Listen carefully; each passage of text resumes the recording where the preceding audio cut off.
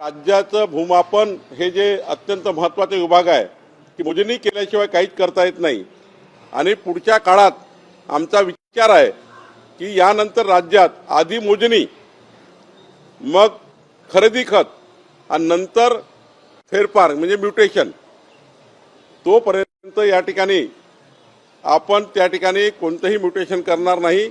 मोजणी करूनच त्या ठिकाणी खरेदी खत झालं पाहिजे, कारण खरेदी खत चुकीचं झालं तर सारा रेकॉर्ड चुकतो आणि कधी कधी खरेदी खतामध्ये जी आराजी असतं, जी त्या ठिकाणी जमिनीची त्या ठिकाणी जमीन दाखवण्यात येतं ती स्पॉटवर नसतं आणि म्हणून मोठे वाद या राज्यात तयार होतात।